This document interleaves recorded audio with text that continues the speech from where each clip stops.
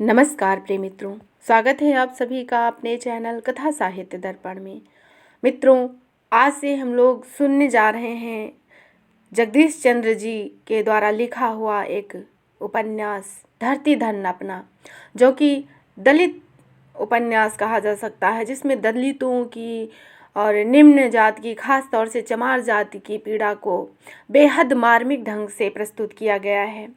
और इसके लेखक जगदीश चंद्र जी हैं और यह कई पाठ्यक्रमों में लगा हुआ है और बहुत ही महत्वपूर्ण उपन्यास है और इसको सामाजिक ढंग से भी पढ़ा जाना चाहिए और इसको प्रत्येक व्यक्ति को पढ़ना चाहिए और जो दलित हैं उनके जीवन में जो पीड़ा है उसका अनुभव करना चाहिए।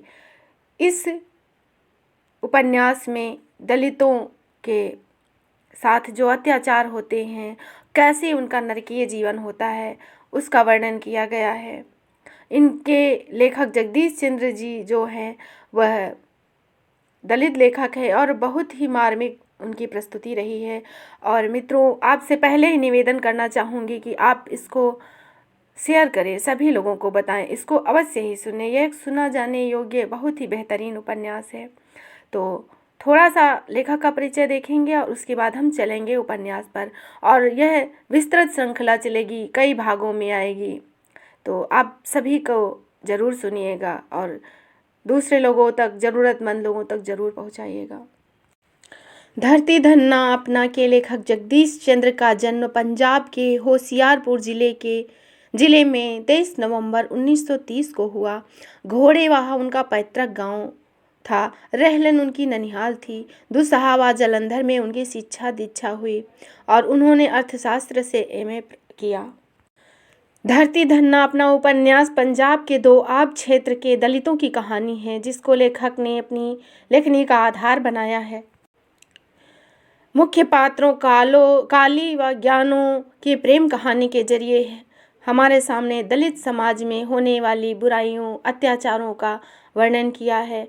तो चलते हैं इनके उपन्यास पर। धरती धन्ना अपना। उपन्यास के प्रारंभ में लेखक ने मेरी ओर से शीर्षक से कुछ अविस्मरणीय तथ्य लिखे हैं, पहले उनको भी जान लेते हैं। उन्होंने लिखा है, यह मेरा उपन्यास मेरी किशोरावस्था की कुछ अविस्मरणीय स्मृतियों और उनके दामन में छिपी हुई अदम्य वेदना की उपज है। मेरी किशोरावस्था में मेरे ननिहाल के गांव रलहन पंजाब में मेरा जीवन बीता। गांव में हरिजन परिवार मेरे नाना जी की ज़मीन जोतते थे। इसी सिलसिले में मुझे उनकी बस्ती में जाना पड़ता था। हरिजनों की बस्ती में जाने पर कोई पाबंदी तो नहीं थी, परंतु कुछ मर्यादाएं थी, कुछ परंपराएं और सीमाएं थी जिनमें बंधकर जरूर चलना पड़ता था। गांव का दौहित्र होने के कारण मुझे इन मर्यादाओं का कड़ाई से पालन करना पड़ता था। मेरा किशोर मन बंधनों की इस झीनी सी दीवार को तोड़कर हरिजनों की छोटी छोटी सीलन भरी अंधेरी कोठरियों में छिपे रहस्यों को जानने के लिए व्यग्र रहता था। लोगों की आंखें बचाकर मैं उनमें गया और मन भरकर मैंने उन बंधनों को तोड़ा भी। गांव में चल रहे इस भेदभाव को देखकर मेरा किशोर मन विद्रोह कर उठता। इसी दौरान पढ़ाई और नौकरी के सिलसिले में मुझे शहर जाना पड़ा, परंतु वर्ष में एक आध छुट्टियों में मुझे अपने ननिहाल जाने का अवसर मिलता। मैं हर साल यही देखता कि गांव में मर्यादाओं की सीमें टूटनी तो दूर रही, उनकी जकड़न दिनों दिन सख्त होती जाती। अर्थशास्त्र का छात्र होने के कारण मुझे इस सामाजिक दुरावस्था के पीछे आर्थिक कारणों का पता चलने लगा। मैं यह सब देखकर बहुत ही उद्विग्न होता था। अपने जातिगत संस्कारों तथा सामाजिक मान्यताओं की कठोर जकड़न के कारण मैं हरिजनों के जीवन की कटुता को स्वयं तो नहीं भोग सका, फिर भी मुझे अपने दुस्साहस के कारण उनके जीवन को बहुत निकट से देखने का अवसर अवश्य मिला। मैंने सर्वथा निरपेक्ष रहकर भारतीय जीवन के इन कड़े हुए संदर्भों का चित्रण किया और कहीं भी अपना मत थोपने अथवा विचारधारा को लादने की चेष्टा नहीं की। जगदीश चंद्र।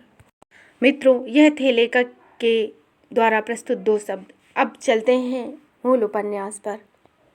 काली जब गांव के निकट पहुंचा तो पौ फट चुकी थी। जब वह रुंड मुंड पेड़ के पास खड़ा होकर गांव की ओर देखने लगा, जो सुबह के मलगजे अंधेरे में बहुत बड़ी गड़गी की तरह नजर आ रहा था। गांव के बाहर एक हवेली में एक दिया टिमटिमा रहा था। पास ही खेत में हल चल रहा था और थोड़े थोड़े समय के बाद टुक टुक टक टक तेरे जनने वालों को चोर ले जाए। पुत्र पुत्रा शेर की तरह छाती के बल पर चल की आवाज़ें आ रही थी और साथ ही घुंघरू जोर से छनछना उठते थे। काली ने सिर से ट्रंक और कंधे पर बैग लटका हुआ उतार कर जमीन पर रख दिया और पेड़ के तने के सहारे बैठकर सोचने लगा कि शायद चौधरी फत्तू के खेत में हल चल रहा है, शायद उसका बेटा प्यारू हल चला रहा है, सावनी के लिए खेत तैयार कर रहा है। काली का ध्यान फिर गांव की ओर चला गया और वह आंखें फाड़े फाड़े पेड़ों की ओट में छिपे मकानों की ओर देखने लगा। गांव की एक गली में कोई कुत्ता भौंक उठता तो उसके उत्तर में दूसरी गलियों से कई कुत्ते भौंकने लगते। फिर थोड़ी देर के बाद गांव में यूं खामोशी छा जाती जैसे कोई आदमी स्वप्न में बुदबुदाने के बाद करवट बदल कर सो जाए। वहां बैठे बैठे काली को भय महसूस होने लगा। उसके दिल में 6 साल के पश्चात गांव लौटने की खुशी खत्म हो गई। उसका जी चाहा वह उल्टे पांव ही कानपुर वापस चला जाए।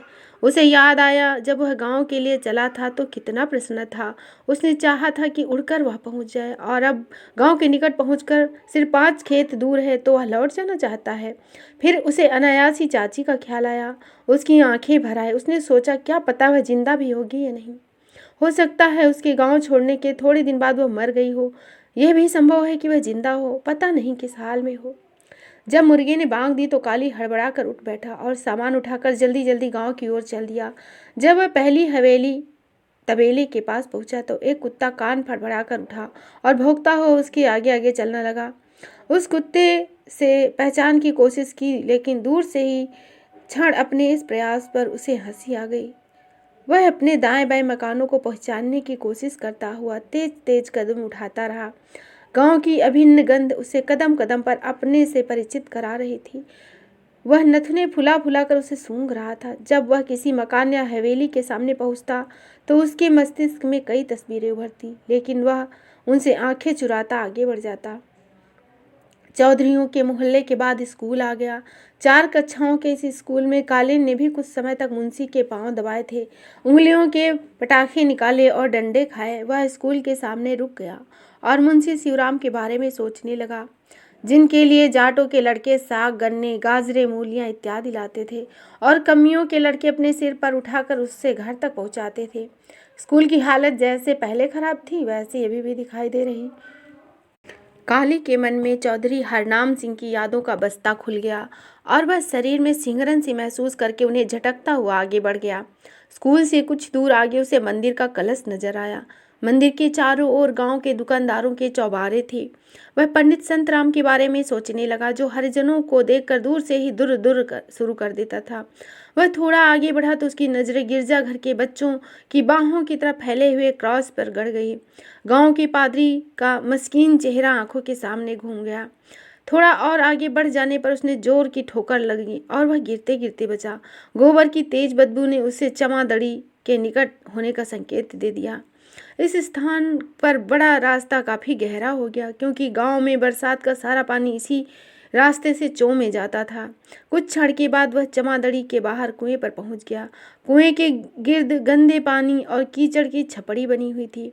अनायास ही वह वहां रुक गया। सामने छोटे छोटे कच्चे मकानों को देखने लगा। फिर वह कुएं के इर्द गिर्द चक्कर काटकर उस स्थल पर पहुंच गया जहां से मोहल्ले की गली शुरू होती है। वह गली के मुंह पर पहुंचा और वहीं रुक गया। सामने गंदे पानी की छपड़ी को पार करने की तरकीब सोचने लगा। फिर अपने आप ही उसका पांव पानी में डूबी हुई ईंटों को टटोलने के लिए उठ गया। अगले ही क्षण वह उस छपड़ी को पार कर गली में घुस गया। गली में कई कुत्तों ने मिलकर उसका स्वागत किया। दूसरी ओर से भी कुत्तों ने उत्तर में भौंकना शुरू कर दिया। इतना शोर मचाया कि काली को यह शक होने लगा कि शायद इस गली में सिर्फ कुत्ते ही रहते हैं। परंतु जब वह एक टूटे हुए मकान के सामने रुका तो कुत्ते आहिस्ता आहिस्ता इधर उधर खिसकने लगे। काली टूटे किवाड़ को देखता हुआ सोचने लगा, पता नहीं चाची जीवित हैं भी या नहीं। उसके दिल में हौल सा उठा और उसने जल्दी से अपना हाथ साकल की ओर बढ़ाया। साकल खुली थी। उसने किवाड़ को धीरे से दबाया। अंदर से बंद था। खुशी के मारे उसका दिल उछलने लगा। वह साकल खटखटाकर बहुत तेज से धड़कते दिल से उत्तर की प्रतीक्षा करने लगा। जब कोई उत्तर नहीं आया तो उसने दोबारा साकल खटखटाई। इस पर भी कोई जवाब नहीं मिला तो उसका दिल डूबने लगा। उसने किवाड़ा जोर से थपथपाया और आहिस्ता से आवाज दी, चाची। अंदर से खांसने की आवाज सुनकर काली खिल उठा। वह किवाड़ से सटकर खांसने की और हे रब जी तेरा ही आसरा की आवाज़ को ध्यान से सुनने लगा। इतने में पड़ोस का दरवाज़ा आहिस्ता से खुला और एक आदमी जंगली कबूतर की फुर्ती से अंधेरे में खो गया। केवल उसके जूतों की ची ची की आवाज़ सुनाई दे रही थी। काली उस दरवाजे की ओर देखने लगा। उसके जहन में कच्चे आलूओं जैसी कुछ नर्म और स्वस्थ और कुछ सूखे बेर जैसी प्राणहीन सी शक्लें उभरी। परंतु अगले ही क्षण खांसी की आवाज़ के साथ कौन है के प्रश्न ने उसे चौंका दिया और वह दरवाजे से पीछे हट गया। दोनों पट खुले तो अंधेरी ड्योढ़ी से दुर्गंध भरी हवा बाहर निकली और साथ ही दो बुझी बुझी आंखें उसकी ओर देखने लगी। चाची, काली ने भर्राई हुई आवाज में कहा। उसके पांव की ओर झुक गया। कौन? काली? चाची काली की आवाज़ को पहचानते हुए स्नेह और आश्चर्य भरे स्वर में कह रही थी, जैसे उसे विश्वास न आया हो। फिर उसने काली के सिर पर हाथ फेरते हुए उसे ऊपर उठाया और उसका माथा चूमकर बोली, रख साइयाँ दी। काली जब ट्रक और बिस्तर उठाकर अंदर जाने लगा तो चाची उसे रोकती है और स्वयं कोठरी में जाकर सरसों के तेल की शीशी तलाश करने लगी। शीशी हाथ लग गई तो उसे याद आया कि उसमें तेल ही नहीं है। वे खाली शीशी लेकर ही वापस आ गए और दहलीज के दोनों ओर एक एक बूंद तेल टपकाकर काली को इस तरह घर के अंदर लाई जैसे वह सारे संसार पर विजय प्राप्त करके लौटा हो। चाची की झुकी हुई कमर एकदम सीधी हो गई। उसकी प्रकाशहीन आंखों को अंधेरे में भी दिखाई देने लगा। वह 16 साल की मुटियार की तरह फुर्ती से कोठरी में घूमने लगी। उसका पांव जमीन पर नहीं पड़ रहा था। उसने दिया सलाई तलाश करके मिट्टी के तेल का दिया जलाया। चाची ने काली को खाट पर बैठाया, उसका चेहरा अपने हाथों में ले लिया और दीवानों की तरह चूमती हुई बोली, मेरा लाल वापस आ गया। फिर कुछ सोचकर चाची की आंखों में पानी आ गया। वह एकदम खामोश हो गई, जैसे उनका गला रुंध गया हो। काली गुमसुम बैठा कोठरी में चारों ओर देख रहा था। कोठरी की दीवारें सहतीर और कड़ियां चाची की तरह बूढ़ी हो चुकी थी, अपने ही बोझ से दबी जा रही थी। चाची, दिन कैसे कटे? काली ने उसकी ओर ध्यान से देखकर पूछा। उसकी आंखों में आंसू आ गए। चाची भी उत्तर में सुबकियां लेने लगी। फिर वे दोनों फूट पड़े। काली चाची के घुटनों पर सिर रखकर खूब रोया। इस मुद्दत में दोनों ने जो कष्ट सहन किए वे आंसुओं की जुबान से एक दूसरे को बता दिए।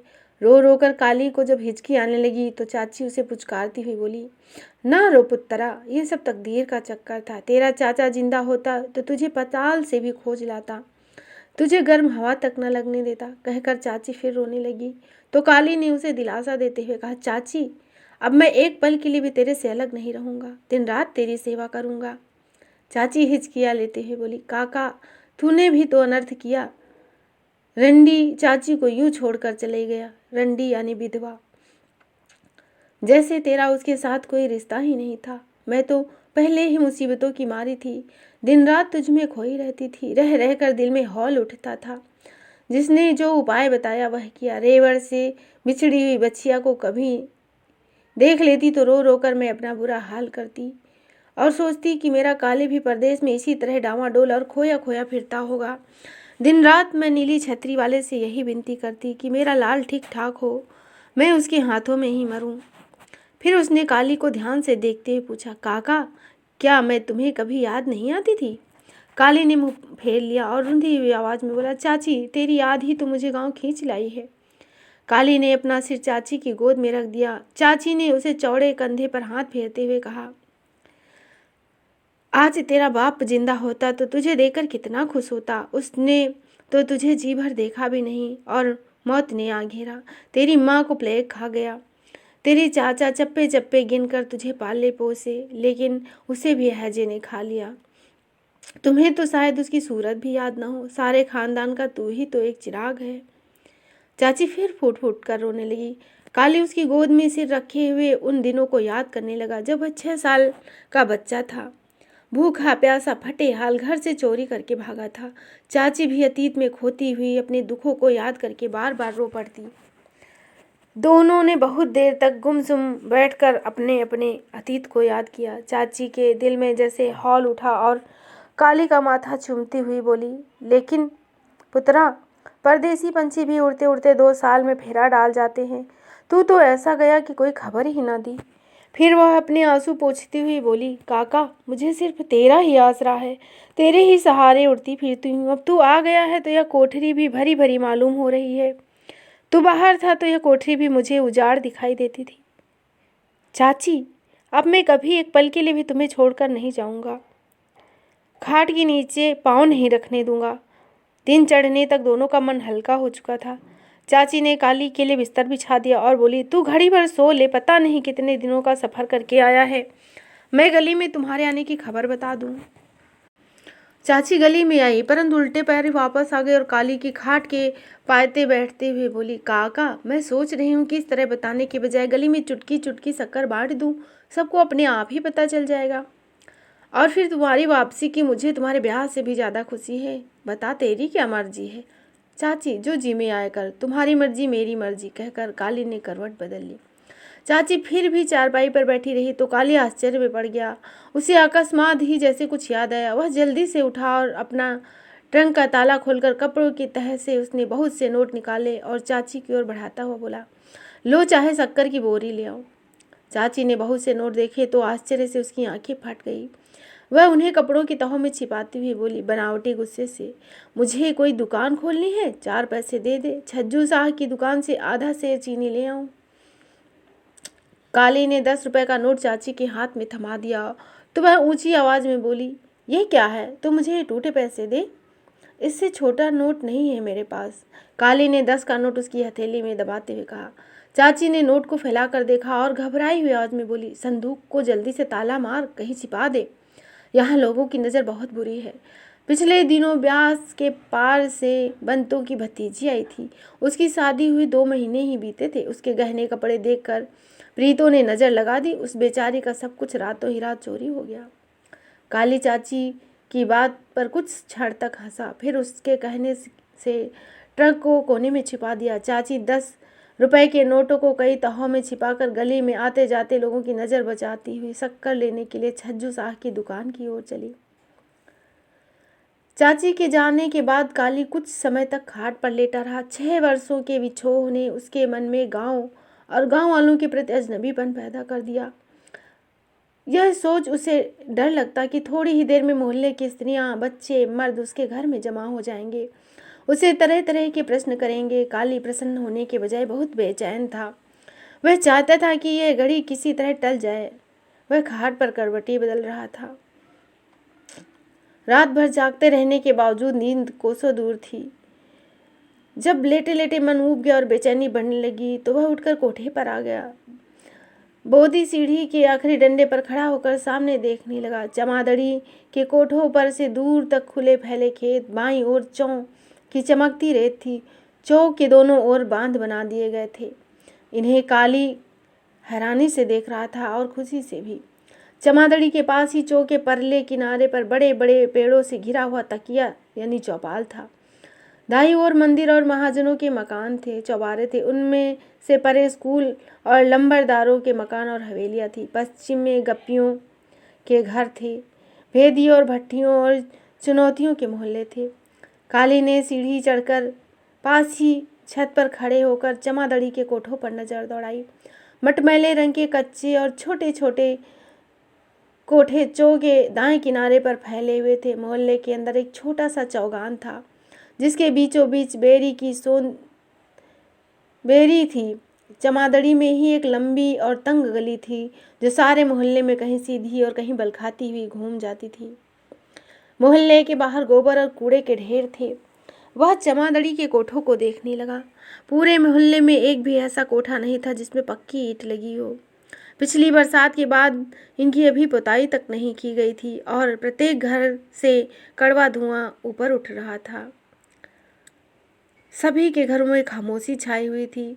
तभी गली में किसी औरत की चीखती हुई आवाज़ या बच्चे की आह पुकार सुनाई देती। काली को गली में चाची बधाइयाँ की आवाज़ सुनाई देने लगी। वह नीचे उतर आया। सोचकर उसका दिल कांपने लगा कि अगले ही क्षण मोहल्ले की स्त्रियाँ और बच्चे धावा बोलकर उसके कोठे में घुस आएंगे। काली के पास सबसे पहले उसके पड़ोसी निक्कू की पत्नी प्रीतो आई। वह गली से ही उसे पुकारने लगी, बे काली, तू आ गया। जब वह अंदर आई तो काली उसके पाँव की ओर झुकता हुआ बोला, चाची, मत्था टेकता हूँ। झुक झुक जियो, कहकर प्रीतो ने अपना हाथ काली के सिर की ओर बढ़ा दिया। यह देख काली ने गर्दन झुका ली। काली सीधा खड़ा हो गया तो प्रीतो ने उसे भरपूर नज़रों से देखा। काली ने भी उस पर ध्यान से निगाह डाली। प्रीतो का शरीर ढल चुका था, लेकिन उसके रख रखाव में कोई अंतर नहीं आया। मसूड़ों पर रंगदार दातून किया हुआ था और वो यूं दिखाई दे रहे थे जैसे रबड़ के बने हुए हों। नाक के कोनों और ठोड़ी पर कृत्रिम तिल का रंग फीका पड़ गया था। काली ने निगाहें दूसरी ओर फेरते हुए पूछा, चाची ठीक ठाक हो ना? चाचा ठीक है? लच्छू, अमरू और नाथी ठीक है? काली ने यह सब पूछा कि एक साथ ही 7 बच्चे अंदर घुस गए।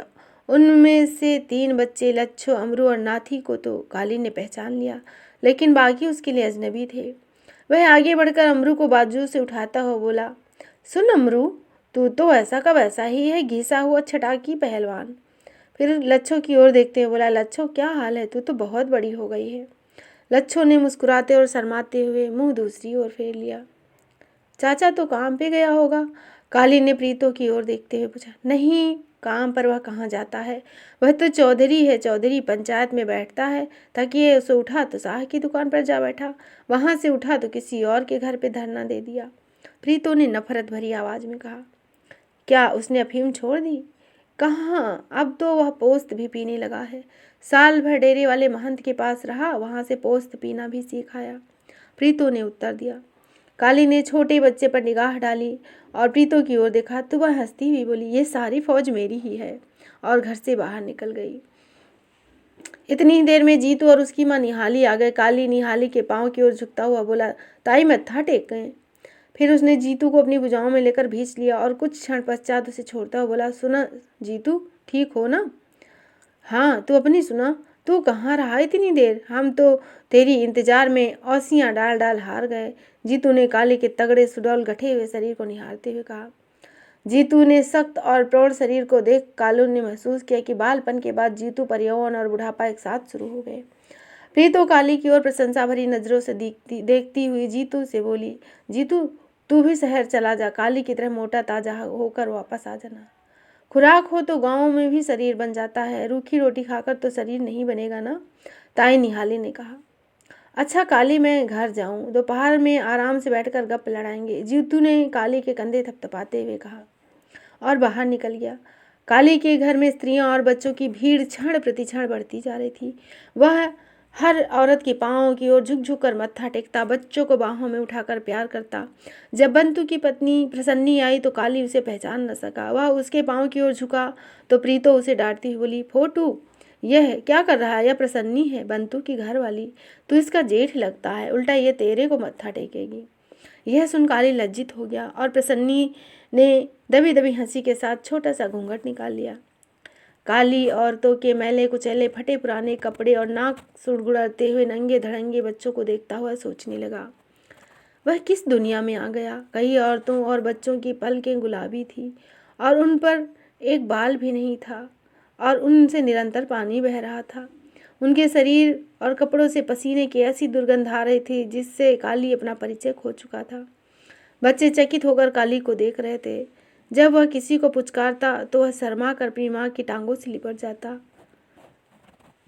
काली ने ये शब्द कितनी बार सुने, उसको विश्वास सा होने लगा कि इस मोहल्ले में उसके सिवा सबका ब्याह हो गया है। जब वह बच्चों को बुलाता और औरतें कहती, जा बेटा यह तेरा ताया है। चाची प्रतापी शक्कर बांटकर घर वापस पहुंची तो एक बार फिर चाची बधाइयाँ, प्रतापीय बधाइयाँ की आवाज़ एक साथ गूंजी और सब ने अपने अपने दुपट्टे के पल्लू से मुट्ठी भर अनाज खोला और काली के सिर पर वार कर उसकी बलाएं ली। उसके तगड़े और जवान शरीर को देखकर कई औरतें अपनी कुंवारी युवा भतीजी, बहन, भांजी या मायके की किसी जवान लड़की को याद करती और उनका जी चाहता कि रिश्ता काली से कर दें। यह सब औरतें चोरी छिपे खाट के नीचे पड़े काली के ट्रंक को देखती, उसमें पड़ी वस्तुओं के बारे में अपना अनुमान लगा रही थी। हर एक उसी हिसाब से काली को यह जताने की कोशिश कर रही थी कि उसकी अनुपस्थिति में उसने चाची की देख रेख की। ताई निहाली ने काली का माथा चूमते हुए कहा, जीतू और काली आयु में बराबर भाई हैं। और यह सुन प्रीतो को भी संबोधित करते हुए बोली, काली तू तड़के ही पहुंच गया था ना? हाँ चाची, तुम्हारी आवाज़ सुनकर मैं सोच में पड़ गई कि भाभी के साथ कौन बातें कर रहा है। जब मैं तेरे चाचे की खाट की ओर झांकी तो वह खाली था। मैंने समझ लिया कि भाभी का हाल चाल और कामकाज पूछने गया होगा। रोज सवेरे उठते ही नियम से पहले वह भाभी के पास जाता था। बुजुर्ग स्त्रियां काली के ट्रंक के बारे में खुसर खुसर कर रही थी। बंतु की पत्नी प्रसन्नी सिंह, नंदी सिंह की बेटी पासो और प्रीतो की बेटी लच्छो, बाकी औरतें अलग अलग एक कोने में खड़ी हो गई। उन्होंने आपस में कोई बात की और खिलखिलाकर हंस पड़ी। पहले तो किसी ने उनकी ओर ध्यान नहीं दिया, लेकिन जब वे हंसी के मारे लोटपोट होने लगी तो प्रीतो नाक सिकोड़ती हुई बोली, नी तुम्हें क्या हो गया है, क्यों हिड़ हिड़ कर रही हो? वे तीनों हंसी से दोहरी होने लगी तो सबका ध्यान उनकी ओर चला गया और एक साथ कई आवाजें आई, क्या हो गया है तुम्हें? प्रसन्नी 2 बच्चों की माँ बन गई है और उसका तीसरा पेट में घूम रहा है, लेकिन इस छोकरी के खेल नहीं खत्म होते। प्रसन्नी पर इस कटाक्ष का कोई असर नहीं हुआ। वह हंसते हंसते बोली। प्रीतो को जब प्रसन्नी ने कुछ नहीं बताया तो प्रीतो ने अपनी बेटी को छिड़कते हुए उसे पूछा। लच्छो का चेहरा शर्म से लाल हो गया। वह अपने आप को सिकोड़ती और समेटती प्रसन्नी की ओर संकेत करते हुए बोली, यह कहती है कि काली को जल्दी जल्दी शादी कर लेनी चाहिए। यह कहकर लच्छो चुप हो गई, परंतु प्रीतो समझ गई कि प्रसन्नी ने आगे क्या कहा होगा। उसे क्रोध तो बहुत आया, लेकिन वह हंसती हुई ऊंची आवाज में बोली, ठीक है, काली अब ब्याह नहीं करेगा तो क्या बुढ़ा होकर करेगा? इसके साथियों के 3-3 बच्चे हैं, बाहर न जाता तो इसके 4 होते। दूसरी औरत ने कहा, मेरे जीतू और काली के तो लगन ही ढीले हैं। ताई निहाली उदास स्वर में बोली, काली एक बार कहे तो सही, शाम तक इसकी शादी करा दूं। प्रीतो मटक कर बोली। फिर सबको इशारा करती हुई घोड़ियां गाने लगी। उसके साथ बाकी औरतें भी मिल गई। प्रसन्नी ने अपने घर से लाल रंग का दुपट्टा लाकर चाची के सिर पर रख दिया। उन्होंने चाची को घसीटकर बीच में बिठा लिया और वे सब इस तरह जोश से गाने लगी जैसे सचमुच काली का ब्याह हो रहा हो। स्त्रियां गाना गाने लगी। काली गीत सुनकर कभी हंसने लगता, कभी झेप कर मुंह छिपा लेता। उसका अजनबीपन दूर हो गया। वह इस तरह प्रसन्न था जैसे बच्चे अपनी माँ की गोद में बैठकर लोरियां सुन रहे थे। स्त्रियां घड़े के इर्द गिर्द बैठी और झूम कर गाने लगी। साड़े नमे साजन घर आयो, सलोनी दे नयन भरे, सानू की वस्तु लायो, सलोनी दे नयन भरे। इसी तरह गा रही थी। गली में कोई लोग दगड़ दगड़ करते हुए गुजरे तो काली की आंखें खुली। उसने एक क्षण के लिए इधर उधर देखा और करवटें बदल ली, फिर सो गया। फिर एक साथ कई आवाजें आई और बहुत भयानक चीख छा गई तो वह हड़बड़ा कर उठा। एक स्त्री खड़ी, उसने ऊंचे स्वर में खबर दी, चौबारे वाला चौधरी गालियां दे रहा है, पता नहीं किसकी सामत आई है। सब लोग चौगान में चले गए हैं। काली उठकर चारपाई के पास बैठ गया और आवाजों को ध्यान से सुनने लगा। कोई फर्र फर्र गालियां दे रहा था। किसी के गिड़गिड़ाने की आवाज आई, चौधरी जी मेरा कोई कसूर नहीं है, आप मुझे मत मारें। किसी के सिर पर छटाक छटाक जूते पड़ने की आवाज आई और साथ ही याचना भरी एक चीख गूंजी, हाय मैं मर गया, मुझे बचाओ। चमादड़ी में ऐसी घटना कोई नई बात नहीं, ऐसा अक्सर होता रहता है। जब किसी चौधरी की फसल चोरी हो जाती है या बर्बाद कर दी जाती है तो चमार चौधरी के काम पर न जाता। किसी चौधरी के जमीन की मालकियत का एहसास जोर पकड़ लेता और अपनी साख बनने और चौधरी मनवाने के लिए इस मोहल्ले में चला आता। जब चीखें दोबारा गूंज उठी तो काली पाँव में जूता घसीटता हुआ गली में आ गया। चाची उसे रोकती नहीं, लेकिन वह चौगान की ओर बढ़ गया। वहाँ मोहल्ले के बहुत से मर्द कमान बनाकर खड़े थे। बीच में चौधरी हरनाम सिंह बाएं हाथ की उंगली से तहबंद का पल्लू थामे खड़ा हुआ गालियां दे रहा था। कोठे की दीवारों और दरवाजों के साथ मैली कुचैली स्त्रियां भयभीत बच्चों के साथ छातियों से लटके अपने या टांगों में दबाए चौधरी और मोहल्ले के मर्दों को देख रही थी। बूढ़े और जवान सब ऐसे सिर झुकाए थे जैसे राजा साहब के दरबार में खड़े हों। उनके मैले तांबे के रंग के शरीर मंद हवा से हिल रहे पत्तों की तरह कांप रहे थे। चौधरी हरनाम सिंह सबको गालियां दे रहा था, लेकिन उनके मुंह पे ताले जड़े हुए थे। उनमें से कुछ लोग कभी कभार गाली सुनकर हंस पड़ते जैसे उन पर फूल फेंका गया हो। संतू बाकी लोगों से नजरें बचाकर आगे खड़ा सिर झुकाए जमीन घूर रहा था।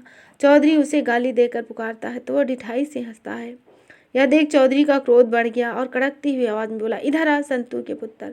संतू अपनी जगह पर खड़ा बोला, चौधरी जी मेरा कोई कसूर नहीं है। मैं तो वह अपनी बात पूरी भी न कर पाया कि चौधरी ने कदम बढ़ाकर उसको अपने पास घसीट लिया। फिर चौधरी ने उसकी गर्दन मरोड़ कर मोर बना दिया और जूते मारने लगा। संतू बिलक उठा, चौधरी जी मेरा कोई कसूर नहीं। जब उस पर 2-4 और जूते पड़े तो वह दहाड़ने लगा, हाय मैं मर गया, मुझे बचाओ। सच बता, जानवरों को मेरे खेत में किसने हाँका? चौधरी जी जिसका चाहे सौगंध दे दो, मैंने जानवर नहीं हाँके। चौधरी जब अपना हाथ उठाता तो संतू अपने दोनों हाथों को सिर पर रख जोर जोर से चीखने लगता। चौधरी को उस पर शायद दया आ गई या वह थक गए कि जूता नीचे फेंक दिया। संतू को पांव से ठोकर मारते हुए तिरस्कार से बोले, कुत्ते की औलाद, हड़बड़ तो ऐसे मचा रहा है जैसे सूली पे चढ़ा दिया गया हो। चमारों की ओर देखता हुआ क्रोध के स्वर में वह बोला, दिन रात पानी देकर मकई के खेत में अगरेती फसल उगाई थी, खेत लहलहाने लगा तो मरदूद ने उसमें जानवर हाँक दिए। सब लोग सांस रोके चौधरी की नजरों से बचने की कोशिश कर रहे थे। बच्चे डर के मारे अपनी माताओं के पीछे जा छिपे। काली मजमे से हटकर बेरी के नीचे खड़ा काले और मैले शरीर के लोगों को देख रहा था जो इत्मीनान से गालियां खा रहे थे। चौधरी हरनाम सिंह ने वहां खड़े हर एक आदमी को संबोधित करते हुए रौब से कहा, सच सच बता दो, नहीं तो सारे मोहल्ले को इसी चौगान में नंगा करके लिटाकर जूते मारूंगा। मंगू मजमे से बाहर चौधरी के पास खड़ा था। वह जीतू की ओर देखकर बोला, जीतू, कल तू दिया बत्ती के समय कहाँ था? जीतू मंगी की ओर घूर कर देखकर तुना कर बोला, कौन है तू पूछने वाला? यह कह जीतू सहम गया और आहिस्ता से पीछे हटने लगा ताकि चौधरी की नज़र से उझल हो जाए। मंगू चौधरी को संबोधित करते हुए बोला, चौधरी जी, कल दिन ढले मैंने जीतू को आपके कुएं की ओर जाते देखा था। उसमें इसके हाथ में लाठी भी थी। यह सुन चौधरी ने वजमे में खड़े हर एक आदमी पर नजर दौड़ाते हुए पूछा, कहाँ है जीतू? फिर उसे देख चौधरी ने क्रुद्ध स्वर में बोला, जीतू इधर आ। जीतू घृणा और क्रोध से मंगू को देखता हुआ चौधरी की ओर बढ़ गया। क्या तूने जानवरों को खेत की तरफ मोड़ा था? उसने रौब से पूछा। चौधरी जी, दियाबत्ती के समय में छज्जू साह के लिए कोयला लेने गढ़ी के भट्टे पर गया हुआ था। आप साह से पूछ ले, जीतू ने हकलाते हुए उत्तर दिया। कोयले के पुत्र, जो मैं पूछ रहा हूँ उसका जवाब दे। साथ ही चौधरी ने उसे मोटी मोटी गालियां दी। जीतू ने कोई उत्तर नहीं दिया और मजमे में खड़े एक एक आदमी की ओर देखने लगा ताकि उनमें से कोई एक तो हामी भरे कि वह सचमुच गढ़ी के भट्टे पर गया हुआ था। मजमे में उसकी नजरें फिसलती हुई बेरी के पेड़ के नीचे खड़े काली पर जा टिकी। वह उसे देख मुस्कुराने लगा और भूल गया कि वह चौधरी के सामने जवान तलबी कर रहा है। वह मुस्कुराता हुआ काली की ओर बढ़ने लगा, लेकिन चौधरियों के गालियों की बौछार ने उसे चौंका दिया। कुत्ता चमार यूं खड़ा है जैसे यहाँ गर्भदारी करने आया हो। चौधरी ने आगे बढ़कर जीतू की गर्दन पकड़ ली और उसका गर्दन अकड़ा दी तो चौधरी गुस्से से फुफकारने लगा, कुत्ते के पुत्र, मेरी फसल में जानवर क्यों हाँके थे? कह जो दिया मैंने नहीं हाँके। जीतू ने उद्दंड स्वर में कहा। गर्दन छुड़ाने की कोशिश की। ये देख मंगू बोला, चौधरी जी आजकल यह पहलवानी भी करता है। पहलवानी का जोर तो एकदम निकाल दूंगा। मुझके बांध उल्टा न लटका दिया और चमड़ी न उधार दी तो कहना। और जानवरों को मेरी खेत में हाँकेगा, हरामी की औलाद? चौधरी ने अपना प्रश्न 2-3 बार दोहराया। जब जीतू ने कोई उत्तर नहीं दिया तो मंगू बोला, तू क्या गूंगा हो गया है जो जवाब नहीं देता? चौधरी इतनी देर से पूछ रहे हैं। चौधरी को जीतू की खामोशी अपमानजनक लगी। उसने आगे बढ़कर उसकी गर्दन झुकानी चाहिए, लेकिन जब जीतू ने गर्दन अकड़ा दी तो चौधरी भड़क उठा। उसने गालियां देते हुए अपने तहबंद को अच्छी तरह कसकर बांधा और झटका देकर जीतू की गर्दन झुका ली और ताबड़तोड़ जूते मारने लगा। बोला, तेरी मौत तुझे बुला रही है जो तुझ मुझे अपना अपना जोश दिखा रहा है। चौधरी लगातार उसे जोड़ता मारता रहा। जब मारता मारता थक जाता तो हाथ रोक लेता, हाँफता, पूछता, बता तूने जानवरों को मेरे खेत में क्यों हाँका? वह थूकता हुआ कहता, मकई का एक डंठल तक नहीं बचा, 2 घुमाओं का पूरा खेत उजाड़ दिया। जीतू फिर भी कुछ नहीं बोला, केवल क्रोध भरी नजरों से चौधरी की ओर देखता रहा। चौधरी ने उसके सिर पर जूता मारने के लिए हाथ उठाया तो जीतू ने उसका हाथ पकड़ने की कोशिश की। यह देख चौधरी आग बबूला हो गया। उसने जीतू को धक्का देकर नीचे गिरा दिया। सारे शरीर पर मुठ मारता हुआ चीख कर बोला, तेरी यह मजाल, मेरे सामने हाथ उठाता है, तेरी बोटी बोटी काट कर दूंगा। चौधरी ठुंड मार कर थक गया और हाँफता हुआ एक कदम पीछे हटकर बोला। मार खाकर जीतू के मुंह से खून बह रहा था। यह देख चौधरी ठिठक गया, लेकिन अपनी घबराहट को छिपाता हुआ रौब से बोला, इस बार तुझे माफ किए देता हूँ, फिर ऐसी हरकत की तो सीधा जेल भिजवा दूंगा। जीतू के मुंह और नाक से खून की बूंदें टप टप गिर रही थी। सब देख रहे थे, लेकिन किसी में इतनी हिम्मत नहीं थी कि उसे घर ले जाएं। सब लोग भयभीत से उसकी ओर देख रहे थे। 1-2 औरतें जीतू को घर ले जाई और उसकी ओर भाग गई। उसकी माँ निहाली को बुला लाई। वह जीतू के नाक और मुंह से खून बहता देख जोर जोर से रोने लगी और अपने सिर पर 2 हत्थड़ मारती हुई बोली, मोया, तू पैदा होते ही क्यों ना मर गया? अभी तेरे प्राण निकल जाते तो अच्छा होता। फिर वह सिर पीटने लगी और जीतू चौधरी को के पाँव को धकेलती हुई बोली थी, चौधरी एक बार ही इसको खात्मा कर दो, रोज रोज का क्लेश मिट जाएगा। किसी की फसल कट जाए तो चोर जीतू, किसी का कोई नुकसान हो जाए तो जिम्मेदार जीतू। ताई निहाली को चौधरी पर क्रोध आ रहा था, लेकिन वह उसे प्रकट करने में असमर्थ थी। बेबसी के एहसास ने उसके धैर्य के रहे सहे बांध को तोड़ दिया और अपना मृत माँ बाप और पति को याद करती हुई विलाप करने लगी। ताई निहाली को बुरी तरह रोते पीटते और बावला होते देख चौधरी बेजारी से बोला, माई अगर इस हराम की औलाद से इतना लाड है तो इसकी अक्ल भी कर दो। इस हरामी ने मेरी 2 घुमाओं की मकई को मिट्टी में मिला दिया। यह सुन मंगू भी ताई निहाली को डांटता हुआ बोला, इस बुढ़ी ने तो इसे सिर पर चढ़ा रखा है, माँ को डरा लेता है तो समझता है कि सारा जमाना इसके डर में है। प्रीतो मोहल्ले की औरतों में सबसे आगे खड़ी थी और मटकती हुई बोली, रंडी का पूत, सौदागर का घोड़ा, जो कहे सो ही थोड़ा। जीतू तो आग की नाल है, नाल कहीं लगता है तो कहीं बुझता है। जब चौधरी ने जूता पाँव में पहन लिया और तहबंद को ढीला छोड़ दिया तो आसपास के लोग समझ गए कि अब वह किसी की मार पिटाई नहीं करेगा। कुछ लोगों ने आगे बढ़कर जीतू को सहारा देकर खड़ा किया। ताई निहाली रोती और जीतू को गालियां देती हुई उसे घर की ओर ले जाने लगी। लोगों ने एकदम रास्ता छोड़ दिया और कई औरतें और बच्चे उसके पीछे हो गए। औरतों की झुरमुट में खड़ी मंगू की बहन ज्ञानों ने तीखी आवाज में चौधरी को गाली दी तो उसकी माँ जस्सो उसका मुंह बंद करती हुई चीख कर बोली, राण क्यों इतनी जबान चलाती है, मंगू ने सुन लिया तो जान से मार देगा। लेकिन ज्ञानू चुप नहीं हुई और दबी जबान में चौधरी को गालियां देती ही रही। फिर वह भयभीत और मुरझाए हुए चेहरे को देखने लगी जो चौधरी की हर बात पर सिर हिला रहे थे। ज्ञानू ने घृणा से उनकी ओर देखा और सोचने लगी, इनमें इतनी भी हिम्मत नहीं कि चौधरी को केवल इतना ही कह दे कि वह नाजायज मारपीट कर रहा है, आगे बढ़कर हाथ पकड़ लेना तो दूर की बात है। ज्ञानों की नजरें मजमे में खड़े प्रत्येक व्यक्ति से होती हुई काली तक जा पहुंची। उस समय काली उसकी ओर पीठ किए खड़ा था। उसके पहनावे से उसे संदेह हुआ कि वह बाहर का आदमी है, क्योंकि अगर वह इस मोहल्ले का रहने वाला होता तो बेरी के नीचे अकेला खड़ा होने के बजाय मजमे में खड़ा होता। यह सोचकर ज्ञानों को शर्म महसूस हुई कि यदि वह सचमुच बाहर का आदमी हुआ तो सोचेगा कि घोड़े वाह के चमार बहुत बेगैरत हैं, मुंह खोले बिना ही मार खा लेते हैं। मजमे के पास खड़ा मंगू बढ़ चढ़कर बातें करने लगा तो ज्ञानो उसे भी गालियां देने लगी। उसकी माँ जस्सू उसे घर की ओर ढकेलती हुई क्रुद्ध स्वर में बोली, राण घर चल, गर्म चिमटे से तेरी जबान दगाती हूँ। मुटियार बेटी को राण की गाली नहीं देनी चाहिए, बेबे हुक्मा ने जस्सू को समझाया। बेबे क्या करूं, इसको तो अंदर नहीं रख सकती, चौधरी को गालियां दे रही थी, उसने सुन लिया तो हमारी सामत आ जाएगी। पुत्रा तू भी चुप रह, मुटियार लड़कियों को आवाज़ नहीं निकालनी चाहिए, बेबे ने ज्ञानों को समझाया। बेबे क्या करूं, नाजायज देखकर गुस्सा आ जाता है, चुप नहीं रहा जाता।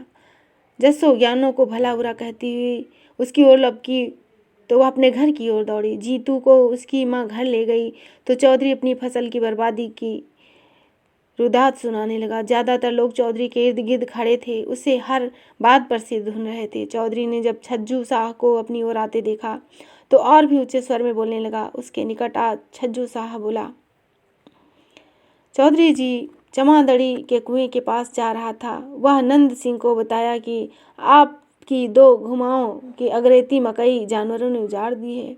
इधर आपकी आवाज़ सुनी तो चला आया। यह सुन चौधरी जैसे फूट पड़ा।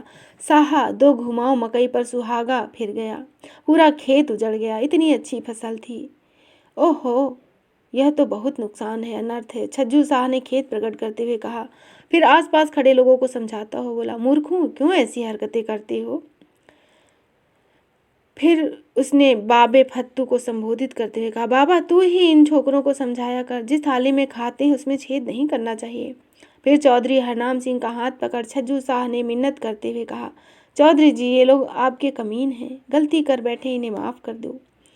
चौधरी को हवेली की ओर ले जाने लगा तो उसकी नज़र बेरी के नीचे खड़े काली पर जा टिकी और साथ ही चाची के हाथ में 10 रुपए का नोट उसकी आंखों के सामने घूम गया। चौधरी का हाथ छोड़ काली की ओर बढ़ते हुए स्निग्ध स्वर में पूछा, बाबू कालीदास सुनाओ कब लौटे। सवेरे तेरी चाची शक्कर लेने आई थी तो उसने बताया कि तुम वापस आ गए हो। छज्जू शाह को बंदगी करते हुए काली ने उत्तर दिया, तड़के की गाड़ी से आया हूँ। फिर वह रुककर कहने लगा, रहना कहाँ था साहजी, वैसे ही इधर उधर भटकता रहा, आप सुनाओ घर में सब सुख मांद है। हाँ हाँ सब ठीक है, छुट्टी पे आए हो कि यहीं रहोगे। कुछ कह नहीं सकता। गांव का जो हाल देखा है उससे तो जी चाहता है कि रात की गाड़ी से वापस चला जाऊं। काली ने चौधरी की ओर देखते हुए कहा। यह सुन छज्जू शाह मुस्कुरा दिया और उसके तगड़े लंबे शरीर को निहारता हुआ बोला, दुकान पर आना, देर परदेश की बातें सुनाना। तुम तो दुनिया देख कर आए हो, हम तो कोल्हू के बैल की तरह इसी गांव में घूमते रहते हैं। बहुत जोर मारा तो साल समसी माही के बाद जालंधर या होशियारपुर तक का चक्कर लगा दिए। मैं तो आपके दर्शन के लिए आने ही वाला था। वह काली छज्जू शाह के पास चल पड़ा। चौधरी के पास पहुंचकर काली ने उसकी बंदगी की। चौधरी ने बंदगी का जवाब देते हुए बहुत खुश्क लहजे में पूछा, कब आए हो? तड़के ही गाड़ी से आया हूँ। काली पर नजर डाल चौधरी बुदबुदाया। जाने से पहले चौधरी ने वहां खड़े लोगों को धमकाते हुए कहा, अगर फिर किसी ने फसल को इस तरह नुकसान किया तो सारी जमादड़ी को जमीन पर उल्टा बिछाकर पिटवाऊंगा। कालू को यूं महसूस हुआ जैसे यह धमकी उसे ही दी गई हो। उसने चौधरी की ओर घूर कर देखा। चौधरी को उसका इस तरह देखना बहुत बुरा लगा और वह उसी लहजे में बोला, चमार सिर पर चढ़ते जा रहे हैं, इनका दिमाग खराब हो गया है, इनको सीधा ही करना पड़ेगा। चौधरी जी, सारे जमाने की हवा बदल गई है, छज्जू शाह ने कहा और दोनों कुएं की ओर बढ़ गए। उनके जाते ही लोगों की गूंगी जबानें फिर बोलने लगी। कोई जीतू को दोष दे रहा था तो कोई चौधरी की जातियों का दबी जबान में रोना रो रहा था। काली की छाती पर बाजुओं की कड़ियां बनाए हुए जब मंगू के घर के सामने वह पहुंचा तो अंदर से जस्सों के गालियां देने की आवाज़ आ रही थी और उत्तर में एक आवाज़ गूंज रही थी, वह चौधरी की दाढ़ी में जलती लकड़ी लगा देगी। तो आज के लिए इतना ही। इसका अगला भाग पुनः आपके समक्ष प्रस्तुत होगा। तो अगले भाग के साथ पुनः प्रस्तुत होंगे। आप इसको सुने और अपने मित्रों को भी शेयर करें और हमारे चैनल को लाइक सब्सक्राइब करें। तो फिर मिलेंगे, तब तक के लिए धन्यवाद। जय हिंद, जय हिंदी।